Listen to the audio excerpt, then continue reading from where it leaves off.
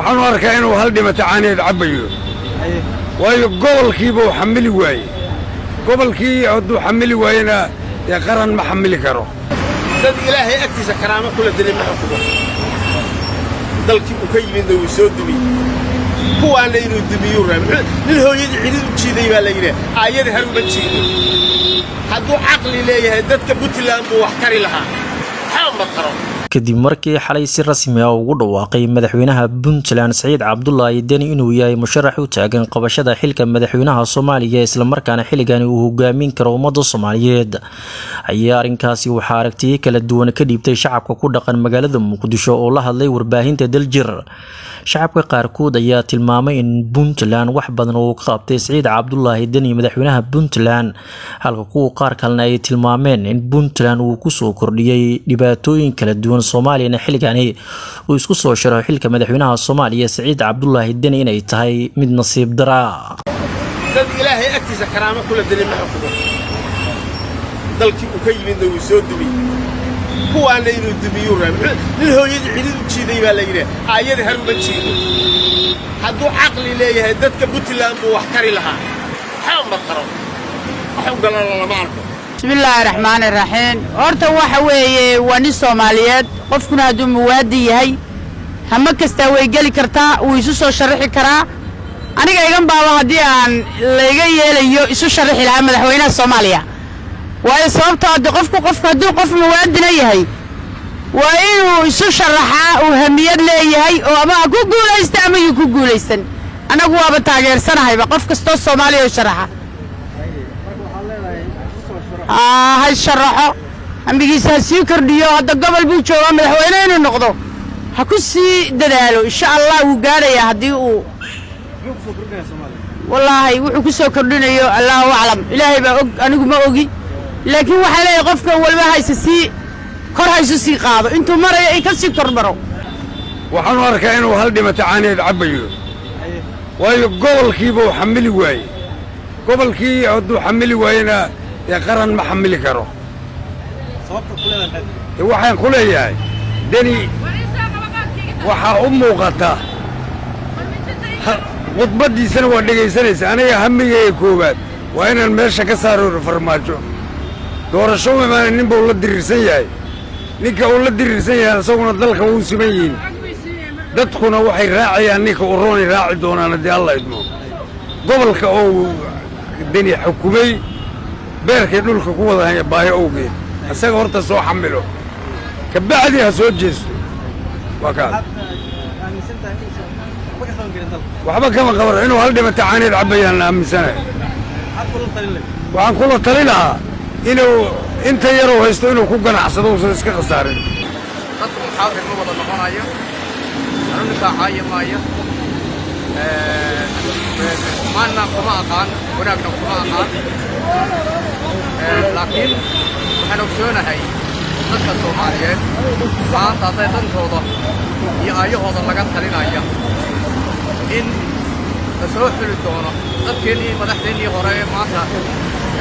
aan soo wada martay waxay u badnaayeen dad qaata sandareertada wax alla wixii loo tuuro qaataa waddankana wixii laga rabo laga yeelo ninkaan iminka aan kaligiitariska u bixinay maxamed cabdillaahi anuu hal maadaam ku taageersanaho Soomaalidu wuxuu doonaba ha ka yeeshee waxay loo tuuro ma qaata wixii la rabana lagama yeesho in horta Soomaalinimadu aqoon inuu wax yahayna og oo wixii loo tuuro aan gaadhanay wixii waddanku yahayna qabanaya Allah inoo sakhiraan leenahay magacaygu waa Daahir Maxamed Maxamuud waxaan ahay aqoonyahan ka soo jeeda Puntland gabadh baa wax rag loogu maamaaha maahe gabadh baa waxay tiri ninkeedii ku tiri war reerkayaga maad yarad siis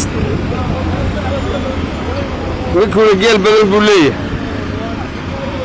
wuxuu ku yidhi geelay aan leeyahay soo garan maysid markaasay tiri haa markaas intii aad qabsato geela aad ka qabsato tiraada hebla iyo hebla iyo hebla iyo hebla markaynu galmada bilowno ayaan siinaya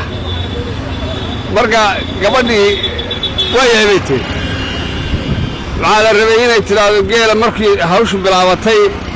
inay tidhaahdo heblaayo heblaayo heblaayo heblaayo heblaayo bay tiri baa laga rabay may odhan heblaaye hal dheeha gobaad bay ku halqabsatay gobaad bay dhaafin kari gobaad gobaad gobaad gobaad bay keligay tiri gobaad markay tiri baa hooyadeed halkan ka soo boodday oo waxay tiri naageela ku dar nageela ku dar bay tiri waxay tiri islaantii buu markaas dee kaan aduu ku dar islaantii buu doo maray islaantii waxay tiri hobabo hobabo hobabo hobabo hobabo buntland siciid dadka reer buntland way ducaysteen ducadoodina ilaahay u aqbal haddii mar ilaahay soo dhaafiyey siciidani waa arrintaasu ka dhigan tahay hobaboodii bay ka dhigan tahay maanta muqdishoaan u soo socdaa buntlandna ilaahay baa iga soo faragamay waa geela ku dar wax korni baa isleeyahay wax la'aan buu soo baxayaa siciidani aniga laftaydu waxaan ka mid ahay musharaxiinta u taagan xilka madaxweynenimada ragga u taagan baan ka mid ahaa waana badan yihiin ragga u taagan xilka madaxweynenimada saciid cabdullaahi danina sheegashada uu maanta sheegtay inuu yahay musharax waa la filayey midaanu filayna yahay sheekh waxro umar waxaan arkaa inuu la mid yahay musharaxiinta kale oo u taagan xilka madaxweynenimada la mid yahay umar waxaa u qalmaa waayo waa nin soomaaliya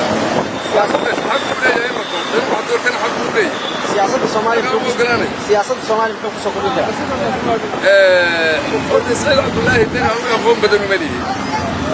ha yeeshee siyaasadda soomaaliya sideedaba waayahan dambe nin wanaagsani ma qabto waaba cudur haysta soomaaliya nin wanaagsani ma qabto ummaddu markay wanaagsan tahay baa ilaahay qofka wanaagsan u soo dira laakiin ummaddu markay xun tahay mid xun baa loo soo dira haddaynu inagu wanaagsanaanno saciid cabdullaahi dani iyo maxamed cabdullaahi farmaajo iyo sheekh shariif laynooma soo direen iyo in cabdishakuur innagaan wanaagsanayn waayo waxaa laynoo soo diri lahaa sheekh maxamuud cabdilla xariif iyo sheekh ismaaciil sheekh mustafa xaaji ismaaciil iyo aniga laftayda iyo raggaan diinta ku dhaqmayaan laynoo soo diri lahaa haddaynu nahay ragba dad wanaagsan marka innaga laftigeennaan wanaagsanayn aragtiyadaani kala duwan ay jeediyeen shacabka ku dhaqan magaalada muqdisho caasimada dalka ayaa imaanaysa xilli gebagebe ay marayso doorashada golaha shacabka lana filayo in lasoo gebagabeeyo iyadoona la gudageli doono doorashada guddoonka golaha shacabka ugu dambeyntiina laisugu tegi doono doorashada xilka madaxweynaha Soomaaliya. Cabdiraxmaan waa bari warbaahinta Daljir muqdisho. ma ogtahay macmiil in bangiga Salaam Banki uu gaar leeyahay adigoo aan tagin xarumaha Salaam Banki inaad lacag dhigan kartid bangiga haddaba macmiil si aad akoonkaaga lacag u dhigatid falna raac tilmaamaha soo socda garaac xidig 886 xidig akoonkaaga bangiga Salaam xidig lacagta aad dirayso kadibna afar gees ku qor macluumaadkaaga faahfaahinta lacagta aad dhigaysid si aad u hesho tixiraaca geli lambar sireedkaaga sahalka si aad u dhigatid lacagta wow macmiil waad ku guulaysatay inaad dhigato lacag akoonkaaga ku raaxayso oo isticmaal adeegyada Salaam Bank